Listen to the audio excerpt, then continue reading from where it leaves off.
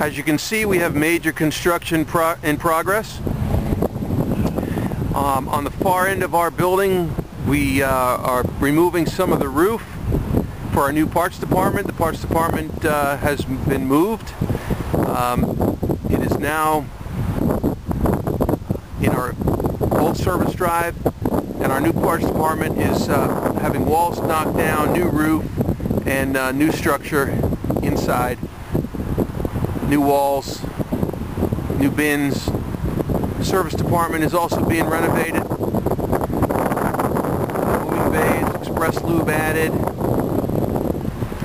And then up front here, where you can see a lot of dirt and pipes, is our new showroom. The footers are poured for the showroom. The plumbing is completed. Drainage already done. The flooring will be poured, and it'll have to be leveled and poured. Within the next week will be done. And we'll have a beautiful new showroom for our Buick GMC customers. New service waiting lounge. New drive. New showroom.